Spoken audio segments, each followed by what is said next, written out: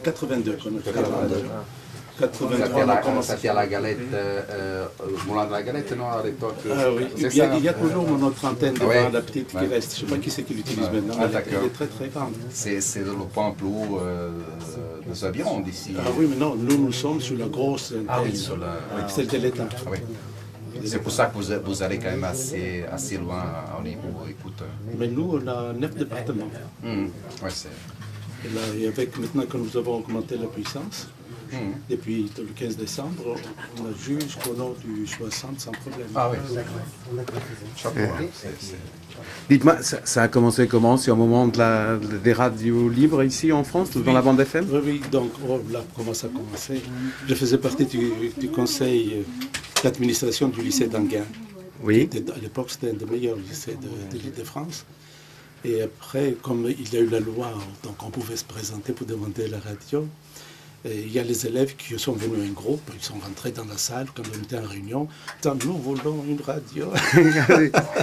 Et alors, tout le monde m'a regardé, il a dit, tiens, vous êtes les seuls à connaître la radio, votre épouse est journaliste, etc. Mais j'ai accepté.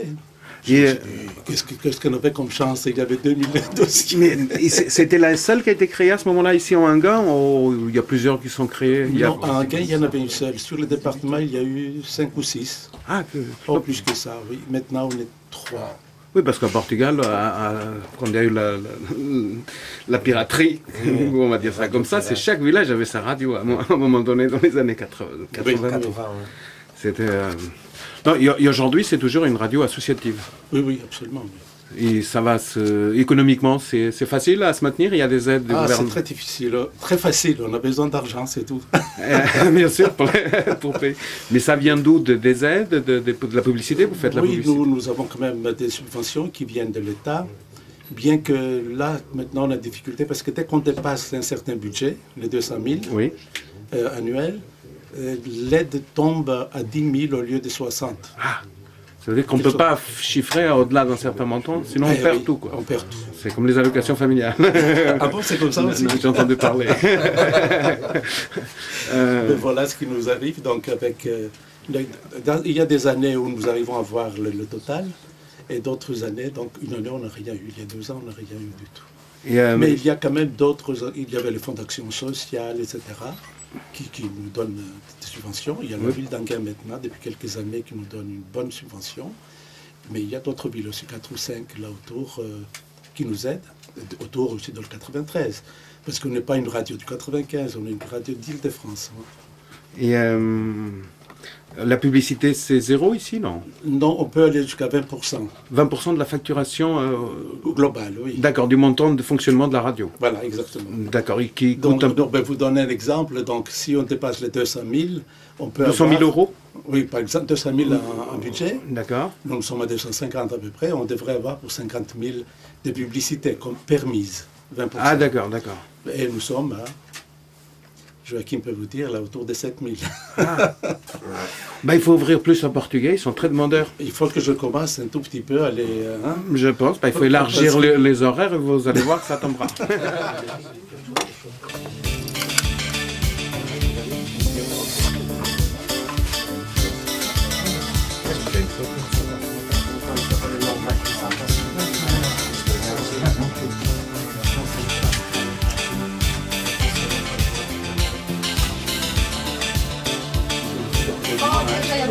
Voilà, c'est ça que je veux.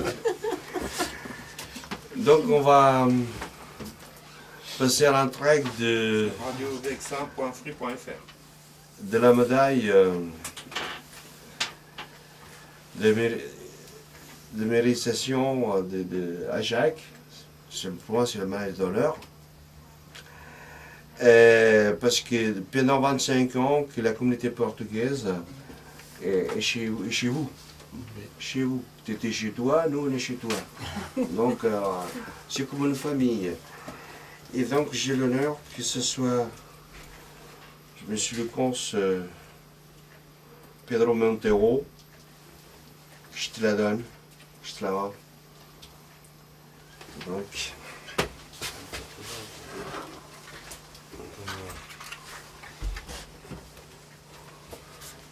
ça va avec ça. Félicitations. Merci beaucoup. Au nom de l'État portugais aussi.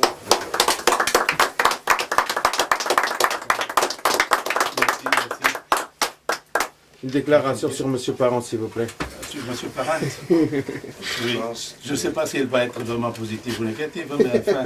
Allez-y, avancez. Après, on coupera. Il s'est donné tellement de peine depuis combien? 15 ans au moins? Parce qu'avant, nous avions d'autres responsables. Ah, merci. Nous avions d'autres responsables, il a travaillé un peu avec tout le monde. Et il continue à se donner malgré les problèmes personnels qu'il a. Donc, c'est de... Ah, très bien. Magnifique. Vous l'avez vu? On va le voir maintenant. Bravo. Qu'est-ce qu'il a écrit, M. Parent? Parce qu'on n'arrive pas à lire d'ici. Alors, je vais le lire, alors. Vosges de Portugal remercie pour les 25 ans Jacques Berberide, président de Radio Anguin, 10 janvier 2009. Merci. Très bien, c'est magnifique. Donc on a bien travaillé avec les Portugais, non d'autant plus que vous savez, je suis d'origine grecque et suisse. Donc le Portugal pour nous, c'est notre colonie. Donc il ne faut pas... Si vous prenez les dictionnaires là, il vous dira que c'était une colonie ou bien une ville de Lisbonne qui a été créée par les Phéniciens. Il raconte n'importe quoi. Donc parce que si on voit bien, le Portugal a été créé par des petits peuples, les peuplades qui étaient là en relation avec les Phéniciens effectivement, avec les Grecs et encore une autre. Il y avait 3, je ne me souviens pas très bien. Et c'est comme ça que le Portugal a été créé 2 siècles avant donc Jésus. Et ça, peut-être vous ne le savez pas, pourtant il est dans le dictionnaire. Et après, plus loin, j'ai lu Lisbonne, créée par les Phéniciens. Mais n'importe quoi. Lisbonne a été créée par Ulysse. Nous l'avons vu dans un article dernièrement, qui disait, donc c'était Ulysia au début, le nom de Lisbonne, et petit à petit ça a été déformé, c'est devenu Lisbonne, comme on le dit aujourd'hui, Lisboa. Donc, ce n'est pas du tout les Phéniciens, mais c'était de nouveau des Grecs. Alors, je suis fier d'être chez moi au Portugal. Bienvenue. Partout les Grecs.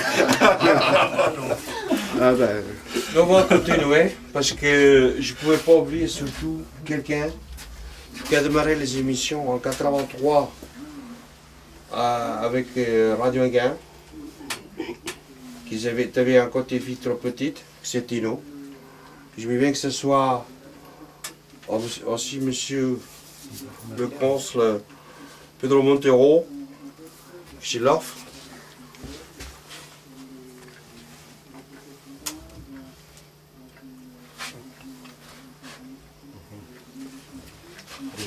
Obrigado.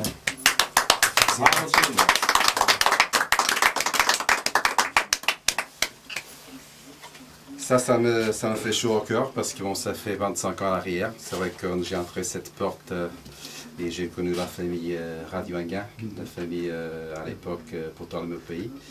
C'était avec, c'est vrai, comme dit Joaquin, c'était beaucoup de route pour commencer les émissions à 20h et finir à 2h du matin. Enfin, on finissait les émissions, mais on restait encore là à partager un peu des métiers avec les personnes qui nous rendaient visite. Donc, c'était un partage que j'ai pris coup.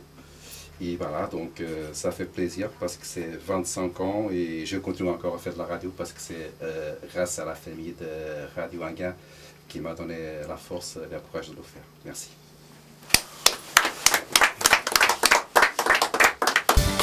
Après